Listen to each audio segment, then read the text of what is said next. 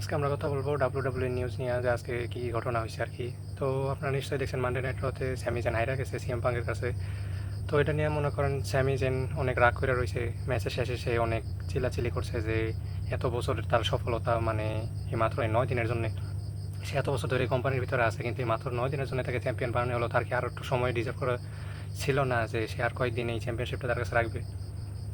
তো এগুলাই পরে শিকাগোতে যেহেতু সিএম পাঙ্ক ছিল, তো এখন মনে করেন এটা কেমন লজিক যে হোম টাউন বয় হইলে তারে চ্যাম্পিয়নশিপ দেওয়ান লাগবো। সিএম পাঙ্ক রাসেলমেনিয়ার পরে একদিনও মানডে নাইট রতে আসে নাই, সে উপস্থিত থাকে নাই, আর আমি এতদিন উপস্থিত ছিলাম, আমার টাইটেলটা রাখতে দিল না, সে হঠাৎ করে আইলো।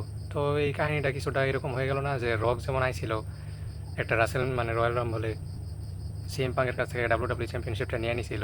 রয়্যাল রাম্বলে ম্যাচ ছিল, পরে সিএম পাঙ্ক হাইরা গেছিলো, পরে যে দ্য রক মেন ইভেন্ট করছিল জন সিনার সাথে। তো তখন ভিন্স ম্যাকম্যানের এই ইচ্ছা ছিল যে সিএম পাঙ্ক এতটা মানে কোম্পানিতে এতটুকু বেনিফিট আইনা দিতে পারবে না যতটুকু মনে করেন দ্য রক আইনা দিতে পারবো। তাই মনে করেন সিএম পাঙ্ক হাইরে গেছিলো। তখন সিএম পাঙ্ক চেতা গেছিলো আর কি, কোম্পানি ছেড়ে চলে গেছিলো। সে বলছিল যে সে আর কোনোদিন ফেরত আসবে না। সে এডাব্লিউতে যাওয়ার পরে ওই কথা বলছিল যে সে আর কোনো সময় ডাব্লিউডাব্লিউ ফেরত আসবে না আর কি।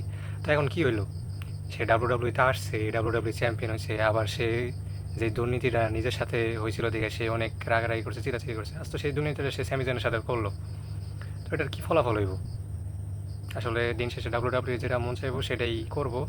আর ডাব্লিউডাব্লিউর মনে হয় যে স্যামি জেন চ্যাম্পিয়ন মানে ডাব্লিউডাব্লিউ চ্যাম্পিয়ন ম্যাটেরিয়াল না, সে ডাব্লিউডাব্লিউ এতটুকু বেনিফিট এনে দিতে পারবে না যতটুকু সিএম পাঙ্ক এনে দিতে পারবে।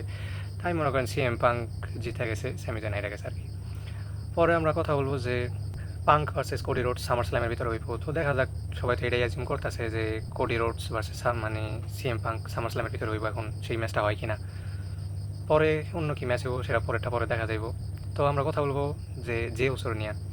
তো রিসেন্ট টাইমে নিউজ পাইলাম যে ওসো বিবাহিত যে আছিল তাদের বৈবাহিক জীবন মানে আর কি শেষ হয়ে গেছে, তারা ডিভোর্স নিতেছে আর কি। তো ওসোর একটা ছেলেও আছে, আমি দেখছিলাম রাসেলমেনিয়াতে যখন ওসো ওয়ার্ল্ড টাইটেল জিতছিল, মানে রাসেলমেনিয়া কততে হইব 41-এ হইব তখন আর কি। তখন ওসোর ছেলের দেখছিলাম, তো এত বড় একটা ছেলে আছে তাও এই টাইমে ডিভোর্স আছে। যাই হোক, এটা তাদের পার্সোনাল ম্যাটার। তো এখন সে রিলেশন আছে যেটা পার্কার, যে এনএক্সটির তে আছে ফিমেল সুপারস্টার যেটা পার্কার, তার সাথে আর কি রিলেশনশিপে আছে।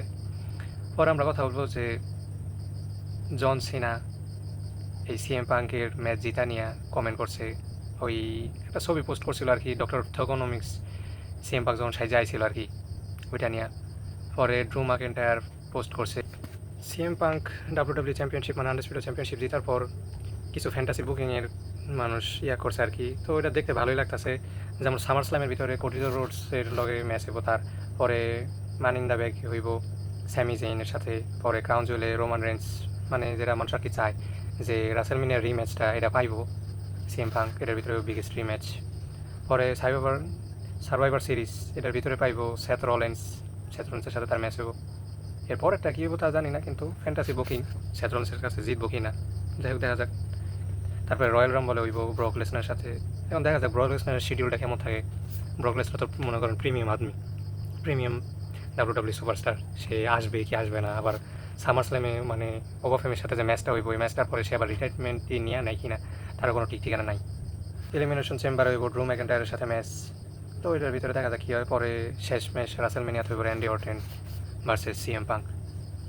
দেখা যাক, এটা একটা ফ্যান্টাসি বুকিং, এর তার সাথে কোনো সত্যতার মিল নাই। এখন ডাব্লিউডাব্লিউ কখন কীরকম মন চায় সে সেরকম সিদ্ধান্ত নেবে, দেখা যাক কী হয়। তো এইটুকুই ছিল আজকে ডাব্লিউডাব্লিউ নিউজ।